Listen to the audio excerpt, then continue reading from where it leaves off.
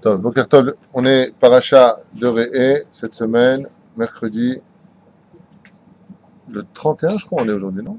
En français. 31, c'est ça? Kav Gimel, Tammuz, on est proche du mois de Elul.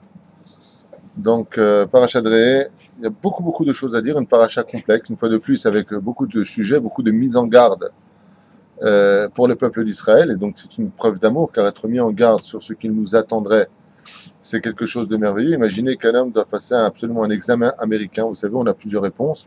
Et s'il vient, il vient pour écrire ici la réponse. Non, c'est pas la bonne réponse. Là, c'est pas la bonne réponse. Là, c'est la bonne réponse. Cet examen devient un examen d'amour et facile. De la même façon, la paracha de Ré nous dit à un très très haut niveau, puisque le plus haut degré qu'un homme puisse atteindre, ce n'est pas d'entendre à Azinu, d'Afka, les choses, mais de voir les choses. Un témoignage oculaire est beaucoup plus puissant qu'un témoignage auditif. Et la paracha de Ré vient nous mettre en garde, et avec amour, sur toutes les conditions qui nous ont déjà été dites dans les parachutes précédentes. Et Akadosh Baruch Hu veut absolument qu'on arrive à comprendre et à voir dans ce monde qu'il y a quelque chose de grand qu'on verra dans l'autre monde. Parce qu'en réalité, il faut savoir qu'il y a deux Gan Eden qui nous attendent. Un qui est dépendant de l'odorat, qu'on appelle le Gan Eden à Tarton, et un qui est dépendant, B'Siata d'Ishmaya, des yeux, qu'on appelle le Gan Eden à Elion. Chaziti, je le vois, je le verrai. Il dit le prophète, qui aura été le Kim Zulatecha, ou plus exactement, car personne à part toi, Hachem, ne l'a vu. Donc on sait que le monde futur, il dépendra des yeux. Pour pouvoir voir dans le monde futur, on a la paracha de Ré aujourd'hui. Regarde ce qui est bon, regarde ce qui n'est pas bon. Les Parchanim n'ont pas hésité à nous dire, en préface de ce shiur, ce que je vais vous lire maintenant.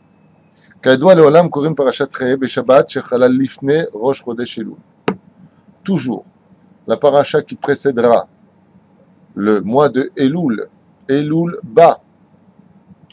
Le mois de Elul, les Chachamim, quand ils entendaient le mot Elul, c'est comme tu disais quand on était petit, Babaou. Ils avaient très peur. C'était blanc. Pourquoi? Parce que le roi des rois se déplace lui-même dans le monde d'ici-bas. On ne fait pas un shiur sur le mois de Elul ni sur les slichot en ce moment, mais sur un pacha doré. Juste pour comprendre que la mise en garde que nous avons, qui est remplie d'amour, est bien détaillée jusqu'à la cacheroute, les animaux purs et impurs dans cette paracha. Où est-ce qu'on devra manger les corbanotes qui étaient sur Misbéar, vechoulé. Tout ce qui est marqué dans cette paracha. Ton titen, tu donneras aux pauvres. Toutes ces choses qui nous sont données ici sont une préparation à la vraie teshuva. Alors voilà ce qu'il nous dit. Ou Shabbat la harei korim parashat shoftim. Si vous observez bien, donc, qu'est-ce que ça nous ferait comme situation? On a la paracha de Re'e qui est maintenant, on a la paracha de Shoftim qui suivra, et après, Val Sederze Korim parashat Kitetse la Milchama, la paracha de Kitetse, Kitavo Nitzavim Vayeler, jusqu'à Rosh Chodesh. Ensuite, après Rosh Chodesh, Yom HaKippurim Korim paracha de Ahazinu, et pour finir, après Yom HaKippurim, on dit la bénédiction de Vezot Aberacha. Pourquoi est-ce que le Seder est comme cela? Au sage d'expliquer et de dire comme cela. Écoutez bien. Le remez, l'allusion qui nous est faite par Dieu ici dans sa Torah, est de nous dire, avant Rosh, Chodesh, Elul, Re'e, et la paracha qui suit c'est quoi? Shoftim. Vois les juges. Tu vas être jugé. Vois que tu vas être jugé. N'entends pas simplement. Vois les juges. Re'e, Shoftim. Prépare-toi à être jugé. C'est pour ça que cette paracha vient ici pour nous préparer au mishpat. Ensuite, il dit, pourquoi? Aujourd'hui, on est là. Voilà, j'ai entendu hier encore une personne qui est décédée. Tac. On a mangé ensemble il y a 3 semaines. Et aujourd'hui, il passe sous terre. Direct. Kitetse, kitavo, nitzavim. Shoftim nitzavim bebeddin shel ma'ala. Donc, qu'est-ce qui se passe? Une fois que tu as compris que tu dois te préparer, tu sors. Et après que tu sors, tu es mort. Alors, qu'est-ce qui a marqué? Tavo, haolam haba, tu dois avancer. Et ensuite, on te dit quoi? Nitzavim. Omer, shoftim nitzavim bebeddin shel ma'ala bebitim, banu beitziato bebianu, bema'amado ou belachtenu. Pourquoi marqué kitetse? On est sorti du ventre de notre mère, il dit, c'est un autre pérouche. On est sorti et après on avance dans ce monde. Qui t'aide? Il dit, on te regardera sur tous les détails du jour de Rosh Hashanah. Belertenu, la façon dont nous avons, mené notre vie. Kadavar amour, aïn rata, vozen shoma, vechom asra, besefer nisravim. Tout ce que tu as fait, on l'a marqué. Tout ce que tu as dit, on l'a entendu. Tout ce que tu as fait, on l'a vu. Oui. Ensuite, qu'est-ce qu'on a? L'otam shadaim, ça fait que Adam la saute teshuva. Qu'est-ce qu'il a marqué à propos d'eux? Ahazinu. Et ceux qui sont encore dans cet état de transition dans leur teshuva, on leur dit à eux, bon, puisqu'ils n'avaient pas été capables de voir, parachat de Re'e, qui est avant Rosh Chodesh Elul, on arrive à la parachat de Ahazinu, la Asara Yemei Teshuva, on avance, on leur dit, nous, écoute maintenant. Il dit à vous avez encore le temps d'écouter à ce que je puisse amener sur vous la bénédiction. Shuvu elai va shuva alechem, comme il dit Hachem, revenez vers moi et moi je reviendrai vers vous. Et tant que tu es dans ton corps, tu peux encore réparer. Une fois que tu es en dehors du corps, tu ne peux plus réparer.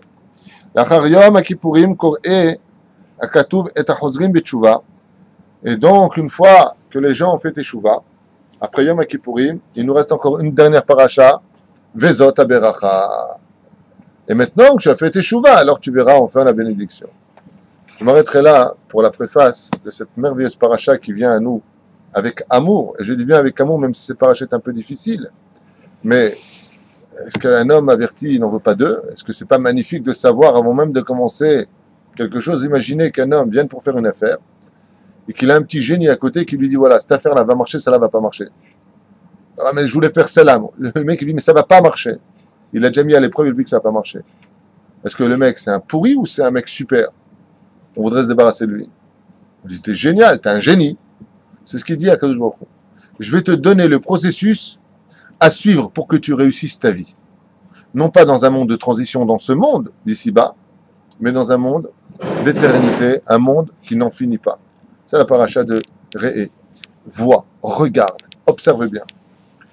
Et mettre la mytho pour nous-mêmes, quand on voit la vie des gens qui ont vécu en dehors du monde de la Torah, qu'ils soient dans l'opulence ou pas, qu'ils aient vécu avec une non-juive ou pas, quand on observe sans juger, bien entendu, je parle de façon intelligente, de façon sage, bon ishev, bon iré.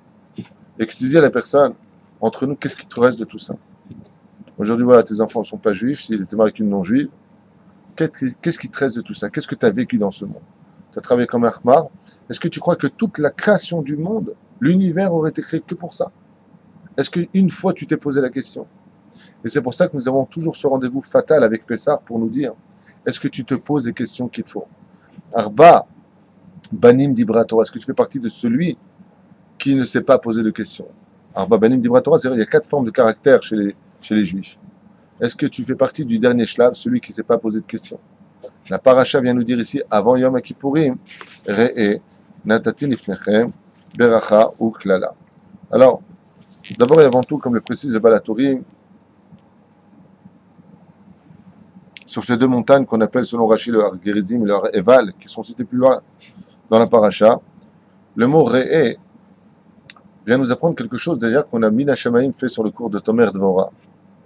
Re'e, c'est au pluriel ou au singulier? C'est du singulier. Kayadoua, c'est le maman le plus connu de ce début de paracha. Re'e, c'est du singulier. Et si c'était du pluriel, on aurait dit Re'u, regardez. En général, quand tu parles à une personne au singulier, tu finis au singulier. Tu lui parles au singulier. Le verset nous dit Re'e, Anochi noten liftnechem. Et liftnechem, c'est du singulier ou du pluriel? Je donne devant vous. C'est du pluriel. Alors, qu'est-ce que vient ici nous apprendre la Torah? Vous savez que sur le domaine pédagogique et psychologique, ce qui se passe dans notre vie, par exemple, le matin, quand on a du mal à se lever, si on sait que Bémet, on reçoit un coup de téléphone, on dit, mais t'es où? Il n'y a pas minyan. Alors, on va se lever très vite. Pourquoi? On a honte. On veut faire la mitzvah de compléter le minyan. En bezebaya. Aval, ce qui se passe tous les matins, c'est que c'est pas du tout ça qu'on fait. Bon, je me lève pas, ils n'ont pas besoin de moi. La paracha de cette semaine vient nous dire avant avant le mois de Elul. Mais qu'est-ce que tu fais? Quand Dieu il te dit viens voir, il parle qu'à toi au nom d'Israël. En d'autres termes, tu es le Mashiach du peuple d'Israël. Réé, aussi grand ou petit sois-tu, ne dis jamais on n'a pas besoin de moi là-bas. On a besoin de toi là-bas. Parce que 11 personnes qui prient, c'est pas comme 12 personnes qui prient ensemble. Celui qui étudie 101 fois la Torah ne ressemblera jamais à celui qui a étudié 100 fois la même Torah. Réé, on ne parle que de toi. Et souvent, les gens n'arrivent pas à comprendre cette notion. Quoi, qu'est-ce que vous voulez chez moi? Parce que moi, je ne suis pas Shomer Shabbat, alors le monde c'est fou. Ah, vous êtes tous des pieux. Et on le voit aussi dans les parents. Moi, Tishma, moi j'ai déjà roulé ma bosse, mon pote. Mes enfants, ils seront dans la Torah si Dieu veut, mes petits-enfants. Moi, c'est fini. Réé! Je te parle à toi en douille, je parle pas à ton fils ni à ton petit-fils. Tu as oublié ce qui a marqué dans la paracha de Noach? El est toldot Noach, Noach.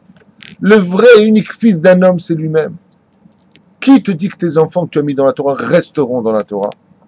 Tu n'as pas compris que tu es ton seul et unique avocat. Tu n'as pas compris qu'il n'y a que toi. Imena nili mili, dit Hillel dans la 14e Mishnah du premier chapitre de Masechet Avot. Imena nili mili. Si je ne suis pas pour moi, mais qui le sera? Qui t'a dit que ça marchera? Il n'y a que Dieu qui sait ce qui marche. Nous, on ne sait rien. Il nous donne un processus. Réé, je te parle à toi. Et sache que toi, tu peux être celui qui peut relever toute une communauté, tout un quartier, tout un peuple. Cette paracha vient nous faire comprendre que chaque juif n'est pas moins important que le Melech HaMashiach. Parce qu'en chacun de nous, il y a le Melech HaMashiach. Noten lifnechem. On apprend une autre notion qu'on appelle la Mida de Arevim Zelazé. On est tous responsables les uns des autres. Vous regarderez le dernier cours qui a été fait avec ce titre d'ailleurs. Mais ça vient aussi nous faire comprendre ce qu'a dit Hillel Azaken. Dans Masechet Shabbat, Bedaf Lamed Aleph Amud Aleph, il est marqué là-bas 3 histoires à propos d'un goy qui voulait se convertir au judaïsme et qui est parti voir Hillel Azaken. Et à la fin, ça finit avec un sikoum merveilleux qui dit Leolam Adam Yeh Anvatan Hillel Azaken, Velo Yekamdan Keshamay. À tout jamais, un homme devrait être anav dans ce monde comme Hillel Azaken et ne devra jamais être dur comme l'a été, en d'autres termes, Shammai. Pourtant, Hillel a dit une phrase qui choque. Hillel nous dit, quand Hillel est là, tout est là. Arrête c'est caché. Imagine, tu rentres et tu dis, quand Shemo est là, tout est là. C'est un petit peu compliqué. Est-ce que c'est de l'humilité de dire, quand je suis là, tout est là? C'est de l'humilité? C'est pas de l'humilité, c'est honteux, c'est de la gahava. Quand je suis là, tout est là. Quand t'es là, c'est tout. Un des hommes les plus humbles de l'histoire juive. On dit que depuis Moshe Rabbeinu, on n'avait pas trouvé plus humble que Hillel Azaken. Hillel Azaken a dit une phrase de lui qui a marqué son empreinte sur terre. Quand moi je suis là, il y a tout. C'est ce que veut dire la paracha. Réé, il te dit Hachem, quand toi tu es là, il y a tout le monde qui est ici. Alpi Kabbalah, ça s'explique d'autres façons. Vous savez que le nom de Dieu ne se lit pas tel qu'on le prononce. On le lit Yud Kevavke, on le prononce Adnut, Aleph Dalet Nun Yud. Vous savez combien Aleph Dalet Nun Yud, quand Dieu se dévoile dans ce monde? 65. Hillel, ça s'écrit He Lamed Lamed. He 5, Lamed 30, Lamed 30, ça fait donc 65. Il veut dire Hillel, quand la Torah vient, il y a tout ici. Hillel, Gematria, Shem Adnut. Ça, c'est Alpisod. Mais ce que voulait dire Hillel, c'est exactement un enseignement qui nous concerne aujourd'hui. Quand toi, tu viens à la Beth Knesset, alors considère que tout le peuple d'Israël est venu avec toi. Parce qu'un seul juif peut sauver le monde entier. De là, on verra quelque chose qui va poursuivre et nous dire, écoutez bien, Re Anochi, dit Hachem, Noten Lifnechem, je vous donne devant vous. Car un seul juif peut sauver par une mitzvah la terre entière. Hayom, Beracha ou Klala. Beracha ou Klala. Qu'est-ce que ça vient nous enseigner? La bénédiction ou la malédiction. Et là, il y a un choc émotionnel qui devrait intervenir. Bon, il n'y a pas de juste milieu? Non. Dans ce monde, c'est ou la bracha, ou la klala. C'est la paracha. C'est pas moi qui l'invente. Il n'est pas content, il va au côté. Ouais, pas content. Pas paracha. Ou la bracha, ou la klala. Dans Masechet Sanhedrin, quand on nous parle de la venue du Melech HaMashiach, Bezrat Hashem, il y a marqué En ben David va, le Mashiach ne viendra que ou si tout le peuple est tzadikim, ou si tout le peuple sont des rechaim. O kolo, o kulo chayav, o kulo zakai. Ou il est zakai complètement, ça n'existe pas. Même à l'époque de Moshe Rabbeinu alav shalom, Il y avait, à l'époque de Chizkiyahu Amelech, il y avait des Rechaïm. La preuve en est, ceux qui sont partis, qui ont été écartelés par Sancheriv, c'était des Kohanim qui n'étaient pas d'accord avec la décision du roi en disant non, pas du tout, il faut se rendre. Mais non, on a de la Emouna. On va pas signer à chaque fois les contrats d'Oslo pour se faire avoir plus tard. Non. C'est impossible de trouver une situation où tu n'as que des tzadikim gmourim dans une génération. En tout cas, on ne l'a encore jamais trouvé. Ça n'a jamais existé que tout le monde soit vraiment zéou. Il n'y a plus de problème. Si c'était le cas, on aurait eu la Géoula. Et l'inverse aussi. Exactement. On n'a jamais trouvé une situation où il n'y a que des Réchaïm. Il y a quand même des tzadikim. Même à l'époque du premier temple, deuxième temple, nous avions nos prophètes qui étaient de vrais tzadikim. Et je rappelle que la Torah ne mentionne pas tous les prophètes, mais on en a eu plus d'1,5 million.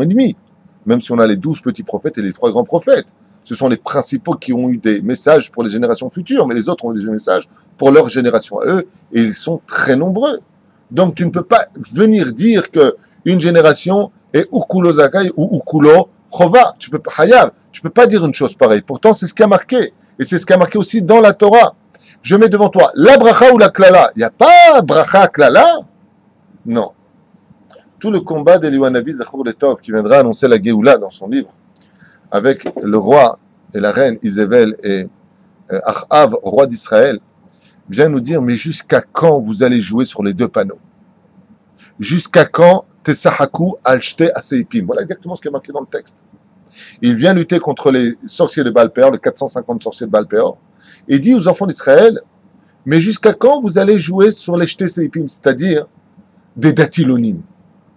Je vais à la synagogue le matin, mais je vais en boîte le soir. Choisis ton camp, mon pote. Choisis ton camp. C'est ce qui a marqué ici. Beracha ou klala.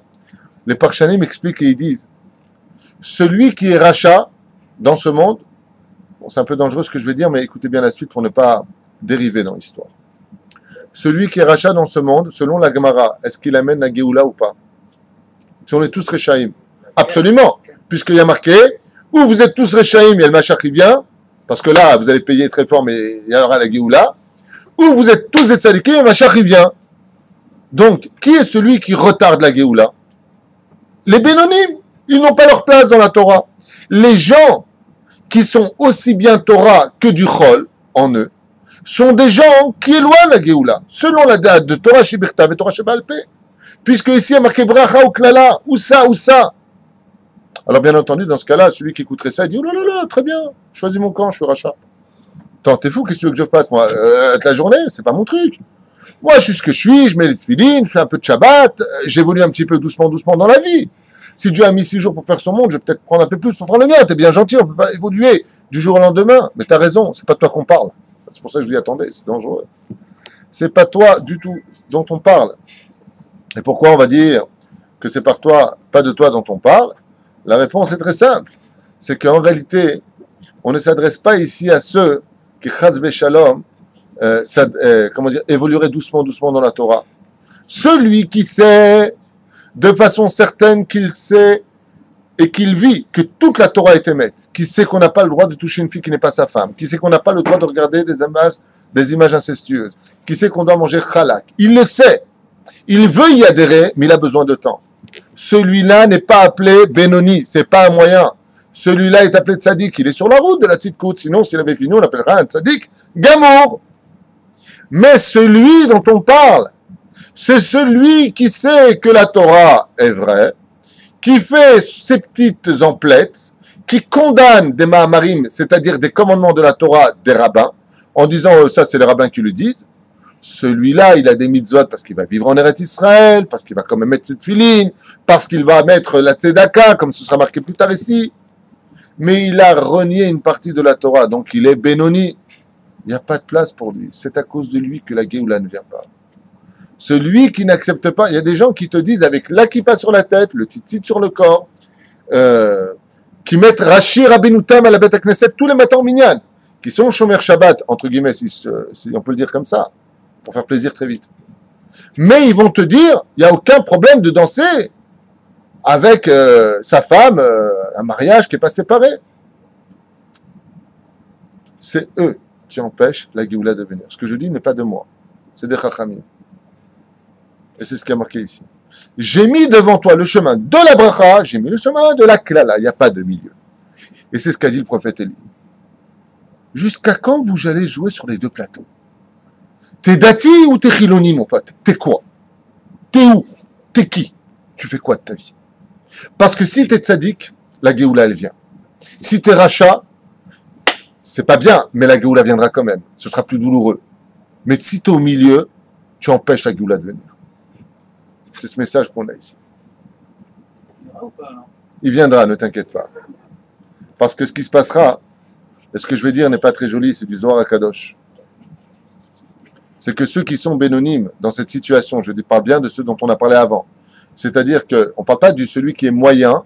Enfin, imagine un mec, il est très très très loin du judaïsme, ouais, et commence à faire ses premiers pas dans la tchouva. Il sait que la Torah elle est vraie, il sait qu'il ne doit pas danser avec les femmes, il sait qu'il ne doit pas aller à la piscine, il sait. Il sait tout ça. Mais il te dit, je ne suis pas encore prêt, ça va me prendre du temps. Celui-là, c'est un tzaddik. On ne parle pas de lui, j'insiste, on ne parle pas de lui. On parle de celui qui, après déjà 20 ans de tchouva, il n'a toujours pas changé. Pour lui, ça c'est, oh, vous êtes des bœufs. Celui-là, c'est à cause de lui que ne vient pas la Géoula. Le Zohar HaKadosh dit, celui-là ne sera pas présent pour l'avenue du Mashiach. Comme vous le savez, 2/3 de l'humanité périra. 2/3 de l'humanité périra. Et tous ces gens-là qui n'ont pas trouvé leur place ni à droite ni à gauche, repartent de l'autre côté par amour. Hein. C'est pas que Dieu ne les aime pas. Hein. C'est qu'il va, hop, pam, on recommence. Tu remontes dans les cieux. Hop, pam, tu reviens en bas. Et hop, pam, 9 mois. Et hop, pam, tu sors. Et hop, pam, tu vas enfin comprendre le message. Comme on a dit, Veria et Kev Tishmeroun. En fin de compte, c'est moi qui aurai le dernier mot à dire à Kadosh Baruch Hu. Et c'est ce message-là ici que vient nous donner la paracha. Réé, vois, il te dit Hachem, ce que j'ai mis devant toi. Je t'ai mis un chemin et je t'ai mis un autre chemin. Tu as la beracha à droite et tu as la klala à gauche. Chez Akadosh Baruch Hu, il n'y a pas de entre toi et moi, on va s'arranger. Ou t'es tzaddik, ou t'es rachat. Comme dit le Zohar HaKadosh ainsi que la Gemara, les gens doivent comprendre que même s'il y a marqué dans Masechet Sanhedrin, à la page 90 à Moudalef, comme on l'a déjà expliqué, Kol Israël, yesh lahem halek l'olam haba, shenemar ve'amer kulam tzadikim. Pourtant, le verset du prophète nous dit là-bas, ve'amer, ton peuple, kulam tzadikim. On est tous tzaddik. La kavana de la Gemara, c'est pas de dire qu'on est tous tzaddik comme nous on le comprend. Mais étant donné qu'on fait tous la Brit Mila, alors on est indigne de tzaddikim. Parce que la Brit Mila, Yosef HaTzadik Sfirat HaYesod, qui représente la Brit Mila, il va nous faire comprendre ici que le fait d'avoir la Brit Mila sur nous, ça nous donne déjà un titre de tzaddik. Mais ne perds pas ce titre. Si tu as la Brit Mila sur toi, Baruch Hashem. Mais si tu joues avec ta Brit Mila, tu perds ta Brit Mila. Spirituellement, tu la perds. Physiquement, tu la vois. Comme dit Zohar HaKadosh, Chaz v'Shalom, celui qui joue avec la Brit Mila, quand il parle de ce monde, s'il n'a pas fait Teshuvah, il vient pour aller au Gehinam. Et Avraham Avinu ne le reconnaît pas. Il dit pourquoi? Pourtant, il avait la Brit Mila sur terre. Il a fait repousser le prépuce qui a été coupé spirituel. Ce qui fait qu'avant, quand il le voit, il voit un goy, il ne voit pas un juge. D'où l'importance de comprendre et ta beracha et ta kelala. J'ai une question à vous poser. Au niveau du chemin à suivre, qu'on appelle la beracha et la kelala, la bénédiction et la malédiction. Souvent, il arrive qu'à travers le manque de connaissance d'une personne, que nous traduisions la beracha comme étant une kelala. Et la kelala, en réalité, peut être une beracha. Par exemple, on a déjà expliqué dans beaucoup de shiurim, grâce à Dieu, que la vision que l'homme a de la bénédiction dans ce monde est loin d'être bénédiction. On l'a lu dans l'avant-dernière paracha, on a vu là-bas ensemble que quand Dieu n'aime pas un rachat, il lui donne tout ce qu'il veut sur terre. Et ça se traduirait comment pour nous? Cet homme-là est béni. Pas du tout. Il est maudit. Et tu vois des gens, qui vont vivre des maladies difficiles, une pauvreté, des épreuves qui n'en finissent pas. Et de l'autre côté, nous, on va dire quoi? Mais c'est ça. Souvent, comme on dit, les abrechim sont tout le temps en train de demander la tzedaka. Ils ont des difficultés en d'autres termes. Mais c'est eux qui sont maudits.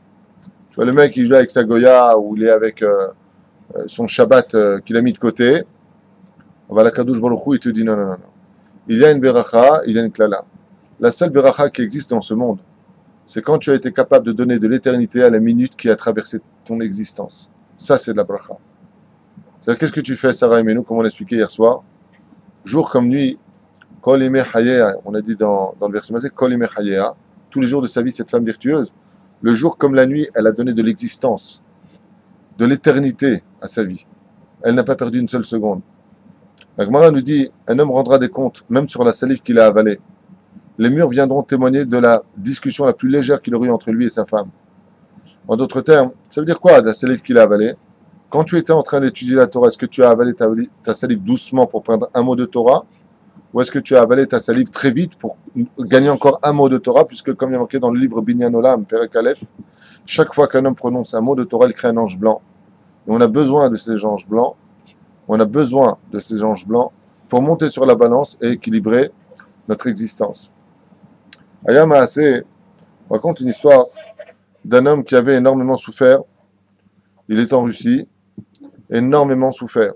Non seulement il travaillait extrêmement dur, mais en plus cet homme-là, miskin, il n'avait pas d'argent, il s'en sortait pas.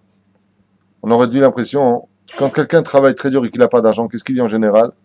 Je suis maudit, c'est pas possible. J'ai pas de bracha dans ma vie. Alors cet homme-là s'est renseigné à l'époque de l'or noir. Vous vous rappelez de cette époque où tout le monde voulait partir aux États-Unis, il y a à peu près 260 ans. Tout le monde courait vers les États-Unis. On pensait qu'on trouverait de l'or par terre. Et il a dit à sa femme lui a dit, je me suis renseigné, effectivement, j'aimerais bien partir de Russie, puis on va aux États-Unis s'installer. Alors ils sont partis voir le rabbi. À l'époque, c'est pas comme aujourd'hui. Aujourd'hui, le rabbi, c'est sa femme. Sa femme a dit, on fait. À l'époque, on allait voir le rav pour savoir s'il fallait faire ou pas. Et la femme, ainsi que le mari, étaient assujettis au conseil des rabbinim. Top. Mais aujourd'hui, on a trouvé un joker. Comme tous les rabbins sont des voleurs, tous les rabbins sont des arnaqueurs, tous les rabbins sont des hommes à femmes. Donc on salit le monde des rabbins, comme ça on dit, ah moi je préfère être ce que je suis que d'être ce qu'ils sont. Rechaim.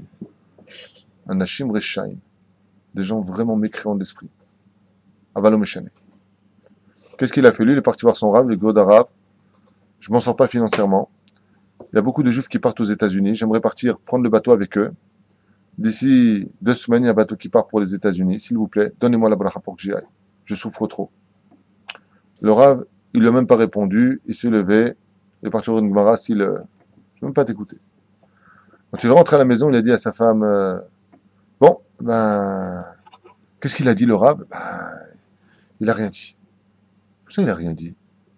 Comme ça, il a rien dit le Rav. Tu es parti le voir, tu as attendu, tu n'as rien dit? Non. Bon. Ok, qu'est-ce qu'on mange ce soir? Écoute, peut-être qu'il nous reste un peu de carottes d'hier ou avant-hier, regarde. Qu'est-ce qu'il mange ce soir ton Rav? Comment ça, la femme a commencé un petit peu les boules, tu vois? Pas très contente. Bon, après 2 jours, sa femme vient le voir et lui dit, écoute, tu vas aller voir le Rav, tu vas lui demander une bracha pour qu'on quitte cet endroit, boueux, parce qu'effectivement, tous les matins, son mari, quand il allait à la synagogue, il traversait un champ, il n'avait même pas une charrette, le pauvre. Et il s'enfonçait les pieds dans la boue pour arriver à la Beth Knesset le matin parmi les premiers. Avec son Streimel. Un homme de Torah. T'es heureux. Qu'est-ce qu'il a fait? Il est reparti voir le Rav. Shalom Aleichem Kvod Arav. Cher Daber im Arav. Est-ce que je peux parler avec le Rav? Qu'est-ce que tu veux? Je voudrais savoir, est-ce que vous pouvez me bénir? Je voudrais quitter la Russie pour aller aux États-Unis, pour essayer de me faire une bonne situation financière. Je n'en peux plus. À ce moment-là, le Rav le regarde comme ça et lui dit non. Il se lève et il va encore ouvrir un livre. Sa femme dit, qu'est-ce qu'il t'a dit, le Rav? Le Rebbe. Il dit non. Il a dit non. Il a dit non. Très bien. Le lendemain matin, le mari rentre comme ça. Il voit que la maison elle est presque vide. Sa femme, elle l'attend avec des billets, les valises sont faites. Elle dit, voilà, j'ai acheté ton billet pour le Titanic, l'autre billet pour moi. Il va pas nous couler celui-là. Parlons du Rav. On commence à parler mal du Rav. Ah oui. Les enfants, les valises sont faites. Alors il lui a dit, d'accord, mais tu veux pas quand même comprendre la bracha de notre Rav? S'il veut pas nous la donner, qu'il se la garde. Bon.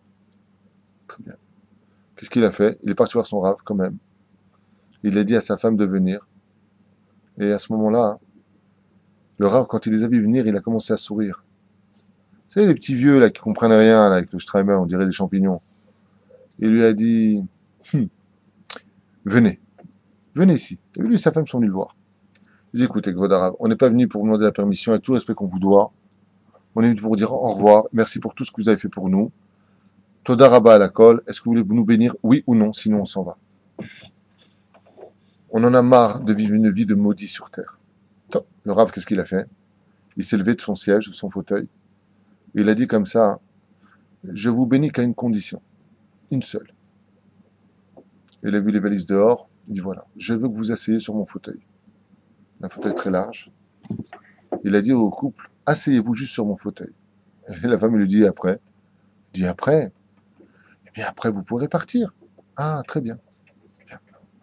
Dès qu'ils se sont assis sur le fauteuil, ils se sont évanouis, les deux. Sur place, ils ont quitté leur corps. Ils se sont vus, mamache, comme un mort clinique, sortir du corps et monter vers des sphères supérieures. Et voilà qu'en montant et en montant et en montant, dans ce merveilleux couloir de lumière, ils se sont retrouvés par la suite, lors à l'Enouvelo Alechem, dans un monde extrêmement, extrêmement bizarre, extrêmement lumineux et obscur. Et là-bas a commencé leur jugement depuis qu'ils sont venus sur Terre. Et là, on amène une grosse balance, et des millions d'anges blancs montent sur la balance. Et là, malheureusement, il y a plus d'anges noirs qui sont montés sur la balance. C'était des gens qui faisaient un peu plus attention à ce qui rentrait dans leur bouche au niveau de la cache-route, mais qui ne faisaient pas assez attention à ce qui sortait de leur bouche. Il y avait du Lachon Hara, il y avait des avérotes de Chilul Shabbat qui avaient été faites, il y avait des avérotes d'humiliation qui avaient été faites, il y avait plein d'avérotes qui avaient été faites, qui avaient été ignorées, des mauvaises pensées quand il avait 20 ans, qui n'ont jamais été réparées. Et là, à ce moment-là, la femme, elle voit son mari qui se met à pleurer et à hurler. Non, non, non. Pourquoi? Il sent le souffre du Gehinam qui commence à monter vers lui. Il n'est pas bien du tout. Il commence à pleurer. Ribono Shel-Olam. Et la femme, elle pleure. Et à ce moment-là, elle dit, mais Ribono Shel-Olam, j'ai une question à poser, maître du monde. Mon mari, tous les matins, mais tous les matins, et elle pleure, tous les matins. Il allait à la synagogue à 4 heures du matin. La boue qui était sur ses chaussures que je nettoyais tous les soirs, on ne peut pas la mettre dans le poids. À ce moment-là, Kadosh Baruch Hu, il dit, très bien, comptabilisez la boue de cet homme-là, de toute sa vie, et mettez-la sur la balance. Et à ce moment-là, la femme et l'homme, ils disent, oui, encore de la boue, il y en a encore un petit peu ici, oui, il y a encore 2 ans en arrière, mettez de la boue. Et ça commence à se rééquilibrer. Et ils pleurent tous les deux, mettez encore de la boue, il manque encore de la boue, juste pour que il n'y ait pas de Gehinam pour les deux. Et à ce moment-là, ils étaient tellement en train d'hurler que sans s'en rendre compte, ils étaient redescendus dans leur corps.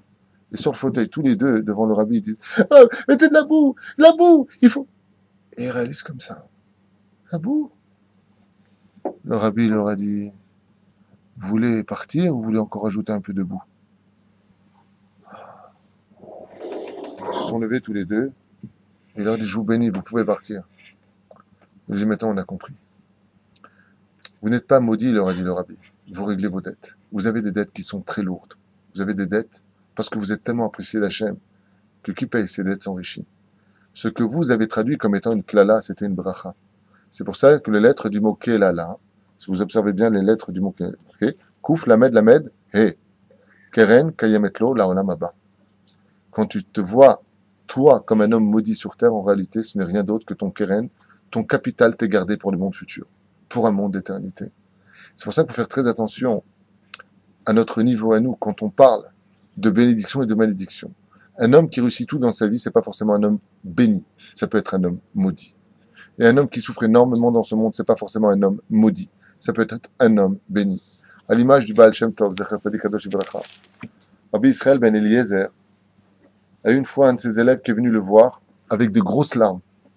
Il a eu des très très très gros problèmes. Au niveau de son couple, c'était catastrophique. Ses enfants, il n'y avait pas pire. La santé, j'en parle même pas. Et les finances, il n'y a pas de mots. C'est la rate qui se dilate, le menton qui est trop long. C'est le mec, il s'appelle Tisha B'Av. Il est foutu. Il est parti voir le Rav, son maître, le Baal Shem Tov. Il lui a dit, Kvod Rav, est-ce que vous pourriez m'expliquer pourquoi j'en suis là dans ma vie? Vous voulez me dire ce qu'il veut chez moi, Dieu? J'étudie la Torah, je fais de la tzedaka, je respecte mon épouse.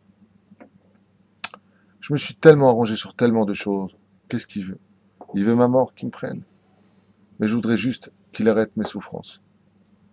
Il lui a dit, écoute, le Baal Shem Tov, il n'y a qu'un seul homme qui pourra répondre à ta question sur Terre. Il lui a dit, dans tel et tel village en Russie, si tu vas le voir, lui te donnera la réponse. Et lui dit, très bien.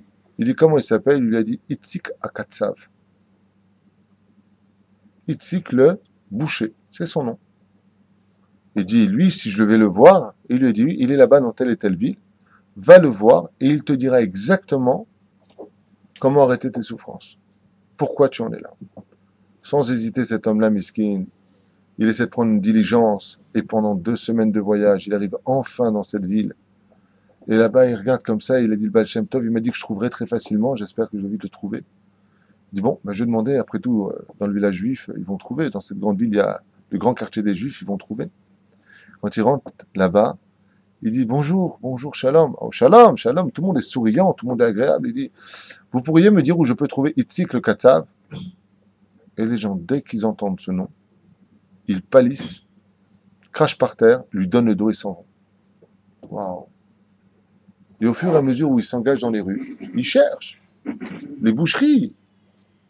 Partout où il va, dès qu'il prononce ce nom-là, il comprend qu'il s'agit d'un nom maudit dans les oreilles des Juifs. À un moment, Miskin, avant de sortir de la ville, près du cimetière, il y avait un boucher qui était là-bas. Il rentre comme ça désespéré après une journée entière de recherche. Il dit, excusez-moi, je peux vous poser une question sans que vous fassiez la tronche, sans que vous crachiez par terre, sans que vous vous fâchiez, sans que vous fassiez... Je cherche quelqu'un. J'ai été envoyé par le Baal Shem Tov. Ouh, Baal Shem Tov. Je cherche un homme qui s'appelle, calmez-vous, Itzik le Katsav. Itzik le boucher. Vous pourriez me dire où il est? À ce moment-là, le boucher, il prend son mâchoire, il le plante comme ça sur l'établi, et lui dit, écoute, viens, rentre. Itzik à Katsav, ça fait au moins une bonne quarantaine d'années qu'il est mort. Moi, je l'ai connu. Cette espèce de poubelle, cette espèce d'ordure, était un juif qui travaillait pour la papauté. Il a fait condamner des dizaines et des dizaines de juifs.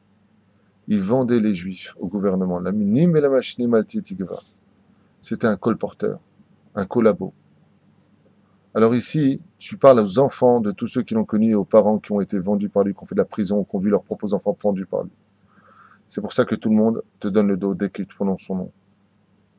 Alors il lui dit, il est où maintenant? Il lui dit, il est jeté avec les chiens là-bas. Tu vois le cimetière, derrière les chiens, il est là-bas avec eux. C'est là-bas qu'il est enterré. À ce moment-là, on ne comprend absolument pas du tout le message du Baal Shem Tov.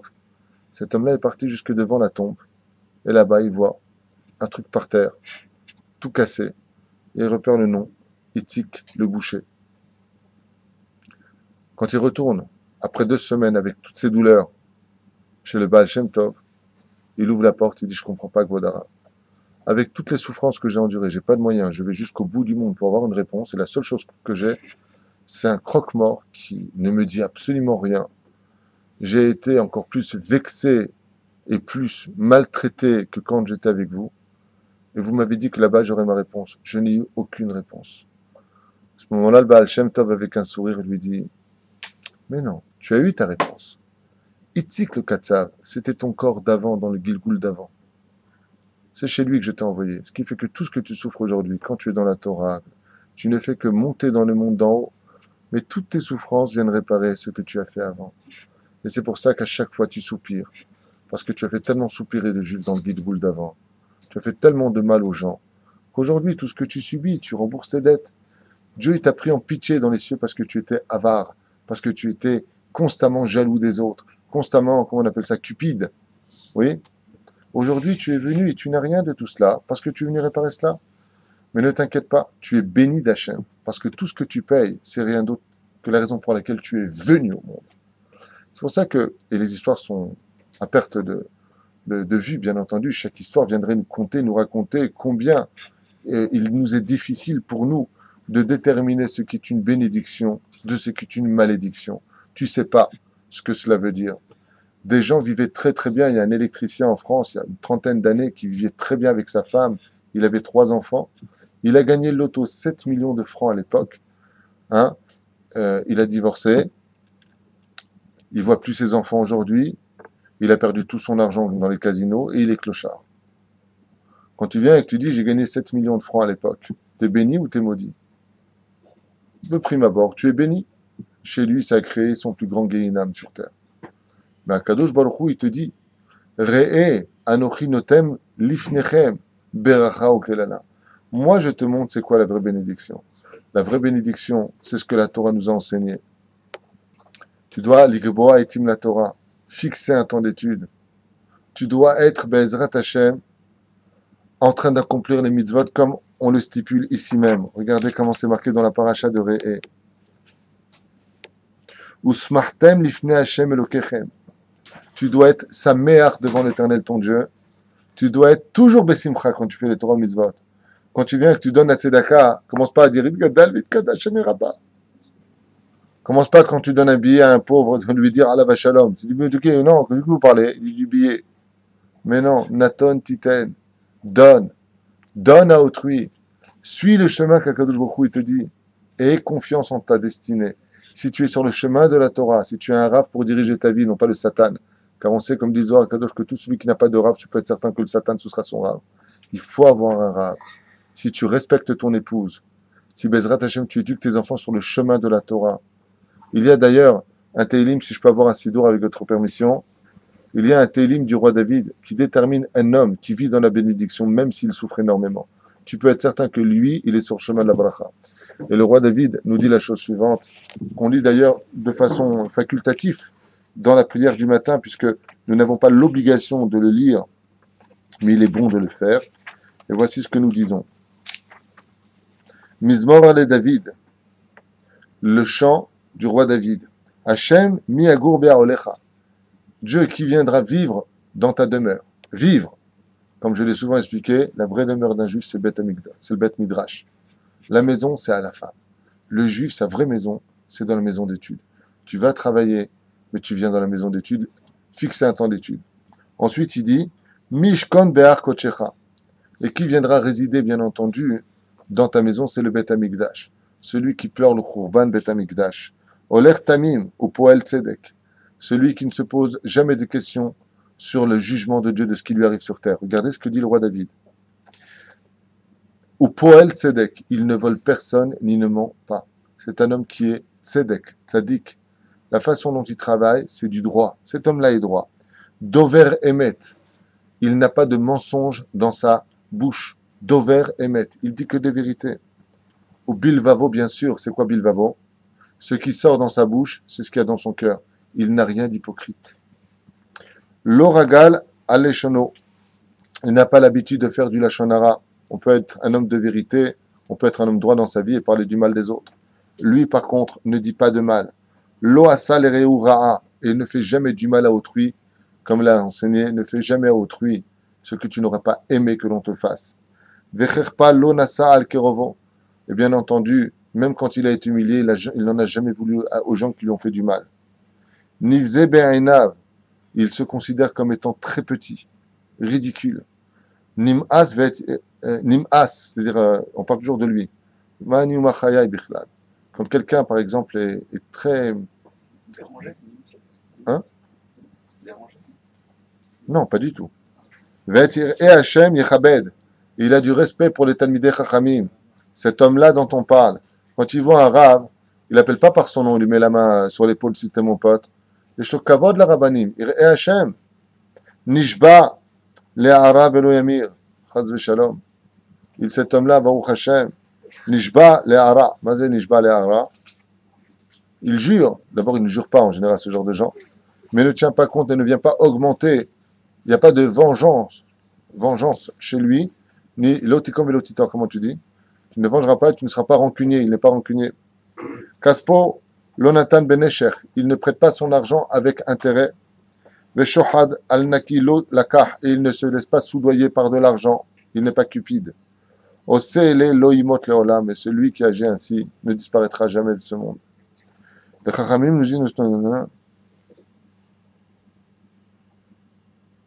celui qui a toutes ces midotes-là, disent les Chachamim, qu'on vient de citer, tu peux être certain que lui, quoi qu'il est sur terre, maintenant tu veux dire le pauvre, regarde combien il souffre, regarde combien il associe cela. Lui, il est dans la beracha. Lui, il est dans la beracha. Parce que la beracha, c'est pas ce que tu as ici. Il y a des gens qui ne se rendent pas compte que la vie ne dure qu'un temps. Et que le monde dans lequel on est un monde d'arnaque. Tu es venu dans ce monde et tu repartiras de ce monde. Naton Titen, comme dit le Zohar Kadosh au nom de la Gemara de Rechagav. Quand un enfant vient dans le monde, il vient avec les mains fermées. Et pourquoi il vient avec les mains fermées? Parce qu'il veut tout attraper. Et quand il part de ce monde, l'homme ouvre ses mains automatiquement parce qu'il prend rien de ce monde. Comme le Machal nous l'enseigne à propos de ce renard qui manquait un peu d'intelligence. Alors qu'il crevait de faim un jour, il a vu une vigne extraordinaire. Et il était si fin que ça qu'il a réussi à se faufiler par un petit trou qui existait dans la barrière. Et quand il est arrivé à l'intérieur, il a commencé à manger du raisin et des volailles. Et il a commencé à manger. Jusqu'à ce que le karatéka est passé à sumo, tellement il a grossi. Et à ce moment-là, le propriétaire rentre à l'intérieur de la barrière. Et il vient pour se sauver. En voulant se sauver, bien entendu, il y a que son museau qui passait à peine dans le trou. Il s'est rendu compte qu'il était obligé de se cacher et de remaigrir. Alors qu'est-ce qu'il a fait pour ne pas être vu? Il s'est faufilé sous terre, il a creusé comme ça, il s'est installé, il a commencé à remaigrir.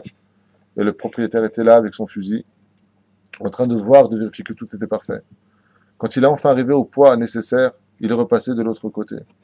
À ce moment-là, il a rencontré un lièvre. Et le lièvre, il lui a dit, je comprends pas d'où tu viens. Il lui dit, je viens de là-bas. Il dit, comment ça tu viens de là-bas? Il dit, qu'est-ce que tu veux que je te dise? J'ai été là-bas, de l'autre côté de la barrière. Je me suis empiffré, j'ai kiffé ma race. Hein. Ah ouais, tout. Les restaurants, les casinos, les gonzesses, les hôtels. J'ai pas arrêté. Tu peux! Pas les gonzesses, ta femme. Les restaurants, chalak, lamalo. Tu peux kiffer. Abal Kedat, mon chéri Israël.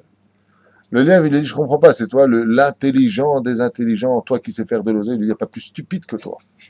Il lui dit, comment tu veux que je fasse? Il lui dit, mais non, imbécile. Ce que tu aurais dû faire, quand tu étais si maigre que ça, quand tu étais qu'un enfant sorti du ventre de ta mère, que tu es passé par ce trou, parce que tu avais la mesure nécessaire pour entrer dans ce monde où il y a tellement de fruits à manger, tellement de mitzvot à faire. Fallait pas les manger sur terre, tes mitzvot. Fallait pas les manger là-bas. Fallait prendre, quand tu étais maigre de l'autre côté, te retenir un petit peu. Tu aurais pris ces fruits, ces légumes, ces poulets, tu les aurais jetés par-dessus la barrière. Et comme tu étais encore tout maigre, tu serais passé de l'autre côté, et là-bas, tu aurais pu manger en toute liberté tout ce que tu aurais envoyé de l'autre côté. C'est ce que nous dit la paracha de la semaine. Naton titen. Sois intelligent, car quand tu donnes, tu te donnes. Comme je dis souvent, qu'est-ce que c'est un pauvre que tu aides? Ce n'est rien d'autre qu'un homme qui fait passer ce que tu as dans ce monde de l'autre côté. Parce que tout ce que tu as acquis dans ce monde, t'es sorti, t'étais nu. N'oublie pas que quand tu mourras, tu seras encore nu sur la table. On te lavera. D'intérieur et d'extérieur. On te mettra dans un pyjama. On te mettra sur une table. Et pendant que toi, tu rendras des comptes, ta famille sera en train de se disputer ton héritage. Tu prendras rien avec toi. Tes mains vont s'ouvrir. Tu es venu pour tout prendre. Prends! Bien sûr que tu prends, mais on voit tout dans mon futur. Soutien des pauvres. Donne à la yeshiva. Donne à des kolélim. Prends cet argent et envoie-le de l'autre côté. Parce qu'on n'a jamais vu un corbillard suivi par son coffre-fort. Jamais. Sois intelligent dans ta vie une fois. Dis-toi, je comprends pas un truc. Si vraiment tu aimes ton argent, envoie-le dans le monde futur. Si vraiment tu as de bonnes midotes. Et ça, c'est ce qu'a marqué ici. Moi, il te dit, Hachem, je te donne un conseil. Je veux pas te voler ton libre arbitre. Tu as le chemin de la bracha, tu as le chemin de la klala. C'est à toi de choisir lequel tu veux prendre. Mais si tu fais ce que je te dis, sache une chose, c'est de la bracha. Tous les grands de la Torah ont souffert. Et pas un peu. Ils ont souffert de toutes les maladies de ce monde. Non seulement ils ont souffert pour eux, mais ils ont surtout souffert pour le peuple d'Israël. Ils ont fait la capara des enfants d'Israël. Mais quelle différence y a-t-il entre eux et nous? C'est que non seulement ils jouissent d'un bien qu'on ne peut pas comprendre, c'est eux-mêmes qui nous jugent quand nous, les petits, on meurt. Mais il faut voir le salaire qui leur est réservé pour l'éternité. Il faut voir de quoi est-ce qu'on parle. Ça ne dure pas un peu, ça ne dure pas un an, ça ne dure pas 1000 ans, ça ne dure pas 1 milliard d'années, ça dure l'éternité. Ça ne finit pas. C'est le Olam Haba. Un kef que tu ne peux pas comprendre. Et tout ça pour combien? 40 ans de vie, 70 ans de vie, 100 ans de vie. Et qu'est-ce que tu as fait de ta vie? Il y a des gens qui engrangent de l'argent toute leur vie pour des banquiers. Toute leur vie, c'est la banque qui en profite. Il y a même des gens qui sont morts sans savoir où était leur argent. Le Zohar Kadosh, il dit, le Guéhinam finit de brûler tôt ou tard pour les Rechaim. Mais pour eux, jamais. Jamais. Leur punition ne s'arrête jamais. Pourquoi? Parce que tu avais l'argent qu'il fallait pour monter vers le ciel. Comment on dit l'argent en hébreu? Mammon, gematria, soulam. Le mot argent et le mot échelle font la même gematria. 136. Pour t'enseigner quoi? Que l'argent peut te faire monter très très haut dans le Gan Eden. Tarzik l'homme des Torah. Soutien des pauvres. Pense au Shabbat pour les gens.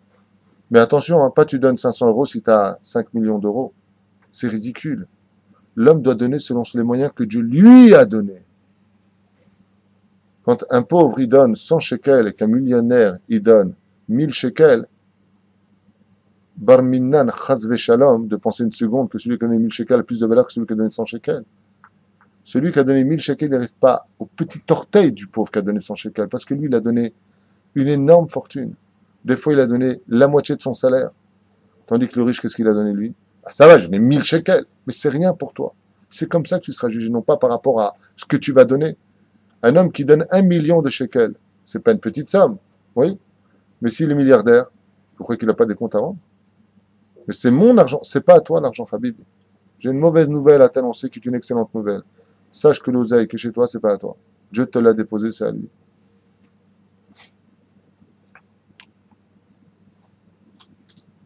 Ishamer lecha. Et c'est ce qu'on a lu ici.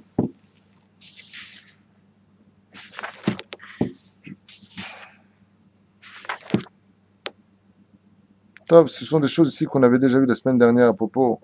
L'ota sekhen l'Hashem Elokecha ki to'avat kol to'avat Hashem asher saner asur l'Elohem ki gam et benehem bebenetem yisrefu ba'esh l'Elohem. Akadosh Baruch Hu nous met en garde, puisque cette paracha nous parle essentiellement aussi de vivre en Eretz Israël, de revenir sur notre terre, mais elle nous met en garde surtout de ne pas chas v'shalom faire ce que les nations, les 7 peuplades ont fait ici, de sacrifier leurs enfants chas v'shalom, de l'homosexualité qui avait lieu, de la dépravation, de l'immoralité. Il dit parce que je n'ai pas donné cette terre, on l'a lu la semaine dernière, parce que vous le méritiez. Je vous ai donné cette terre parce que ceux qui y vivaient ne méritaient pas d'y vivre. Je vous ai pris vous à la place. Donc ne continuez pas leur chemin, une fois de plus. Sinon, résultat des courses, c'est vous-même qui libérez les otages qui ont assassiné nos propres enfants. Normalement, dans un pays ennemi, quand tu attrapes des terroristes, ouais, pour qu'ils soient libérés, on envoie, comme dans les films, les commandos spéciaux, Chuck Norris ou les Rambo, il va les libérer. Mais quand on fait des avérotes en Eretz Israël, quand on se conduit pas très bien à Rabotai, tu n'as même pas besoin de ça. C'est ton propre gouvernement qui va les libérer, ceux qui ont versé du sang. Et pour t'arnaquer au niveau des médias, on te dit c'est pour le bien du gouvernement d'Israël. La famille qui a été assassinée, dans les Yeshuv, Tamar, mais pas que, hein. Les soldats qui ont été assassinés, tous ces gens-là qui ont fait un peu de prison, attention, parce qu'il y a la Croix-Rouge, il y a les médias, mieux qu'un hôtel, ouais, ils ont tous été libérés. Mais par contre, les Juifs qui ont assassiné, il y a eu des légitimes défenses. Quand tu as Révon, tu as un arabe qui tire dessus, tu lui tires dessus. Mais comme ils sont plus pro-arabes que pro-juifs, donc qui est parti en prison, c'est les Juifs. Lui aussi, il a dit, bah, libérez-moi aussi alors. Je suis un terroriste pour vous, libérez-moi, pareil. Bien sûr que ça a été refusé. Ah non, non. Et pourquoi? Tu sais pourquoi? Parce que la Gemara nous a dit, tout celui qui a de la pitié pour les Rechaïm finira par avoir de la cruauté pour les tzadikim. Aujourd'hui, on est devenus nos pires ennemis. C'est-à-dire que même ce que les Arabes ne nous feraient pas, on se le fait nous-mêmes. Au niveau du Massakh Nassa, au niveau de notre pourquoi. Mais c'est pas là qu'est le problème. On a vu que les yeux de Dieu étaient du début de l'année à la fin de l'année. Qu'est-ce qui provoque ça? Alors je sais que ça va pas plaire à certaines personnes. Je leur réponds ouvertement, allez vous faire cuire un œuf. Et vous, et ceux qui pensent comme vous. C'est nos avérotes. L'opachot, vélo yoter. Alors il y en a qui appellent ça une Torah de christianisme. Eux, ce sont des réformistes. Celui qui dit ça, c'est un rachat gamour. Je lui dis en face et qui vient de parler de moi, en face de moi de Torah. Ou Toré. C'est nos avérotes qui provoquent tout ça. C'est pas Bibi Netanyahou qui est le problème. Je vous rappelle que tous ceux qui sont au pouvoir ont été votés par le peuple. Ils ne sont que les représentants du peuple. Mais c'est parce qu'on est trop orgueilleux aujourd'hui. Il faut qu'on fasse ces chouvas. Il faut qu'on se brise un petit peu de l'intérieur. Il faut qu'on fasse vraiment une rétrospection de ce que nous sommes et de ce que Dieu attend de nous.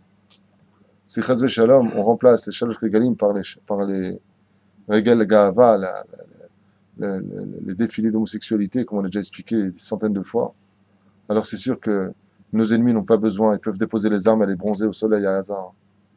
Ils peuvent, pourquoi? C'est Dieu qui va nous faire perdre ce qu'on a acquis. Ce n'est pas par ta force qu'on a lu la semaine dernière. Ne dis pas c'est par ma force que j'ai acquis. C'est Dieu qui donne ici. N'oubliez pas tout ce que l'on dit. Tout ce que l'on dit toute la journée. On parle comme des coqs, comme ça. La journée comme ça. On ne comprend rien à ce qu'on raconte. Sim, shalom, tova, uvracha. Mets-toi la paix, Hachem. Oseh, shalom, bimulma, vuberachama, viaseh, shalom, alenu. Qui donne la paix en Israël? Il n'y a que Dieu qui la donne. Je vous le dis dès maintenant pour ne pas que vous perdiez du temps. C'est ni le gouvernement, ni les pourparlers. Parce que jusqu'à maintenant, ça n'a rien donné. Et sachez qu'il n'y aura jamais de paix, ni avec nous-mêmes, ni avec notre âme et notre corps, ni avec nous et nos ennemis, tant qu'on n'aura pas fait Teshuvah. C'est impossible. C'est les conditions de ce que vient vous enseigner la paracha de Ré. Si tu n'es pas capable d'entendre toute l'année, alors viens au moins voir. Mais si en même temps que tu vois, tu n'es toujours pas capable d'accéder à cela, alors apparemment, c'est que tu es de mauvaise foi. La reine Bezrat Hashem, ou trop stupide. La reine Adam Tzchlizaer, choisis ton camp, mais choisis-le vite, parce que Mashiach est là.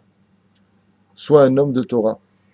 Ça, ce que vous voyez, ce Sefer Torah, vous avez remarqué que le Sefer Torah, d'ailleurs, a des formes de jumelles. Vous avez remarqué, quand je prends un Sefer Torah, ça a des formes de jumelles. Et le verset du prophète nous dit, Ki ha'in be'ain ir'u beshuv Hashem Tzion. Si tu vois la Géoula, mets ton œil dans l'œil de Dieu. Vous savez ce que ça veut dire? Comment tu veux que je mette mon œil dans l'œil d'Hachem? C'est impossible.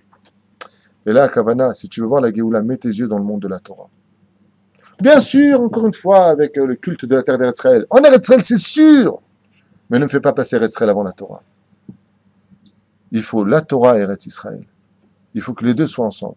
Mais si aujourd'hui on est dans un monde où on ne sait plus si c'est une bracha ou une klala, c'est parce que nos avérotes l'ont fait. Et celui qui n'est pas d'accord, alors qu'il arrête d'étudier la Torah, parce qu'il ne sait pas étudier apparemment. Il n'a pas étudié, comme j'ai dit une fois à certaines personnes, il y a des gens qui dans leur Sefer Torah, il n'est pas kasher. Mais pourquoi? Il n'y a pas ni Bechukotai ni Kitavo apparemment. Parce que les klalotes dans la Torah, ce ne sont pas des klalotes, ce sont des mises en garde. Je vous pose une question. Un homme dit à son fils, ne mets pas les doigts dans la prise, sinon tu vas t'électrocuter. Et le fils dit, attends, tu me souhaites la mort ou quoi? Qu'est-ce qu'on lui dit à ce moment-là, cet enfant? Mais ton père ne te souhaite pas la mort. Il te prévient de ce qui risquerait d'arriver si tu faisais des bêtises. C'est ce que vient nous dire ici la Torah. Fais ce que je te demande, il dit Hachem, tu vivras bien. Tu fais pas ce que je te demande. Tu n'auras pas besoin du Hamas pour vider les Juifs du Gush Katif. Ton armée, Tzahal, Tzva, Hagana l'Israël. Mort de rire. L'armée de défense, ceux qui nous ont jetés comme des klebs, ce qu'auraient pas fait les Arabes, on l'a fait. Jusqu'à quand on va faire comme ça? Mais non, pas du tout, tu comprends rien. Les accords qui ont été faits.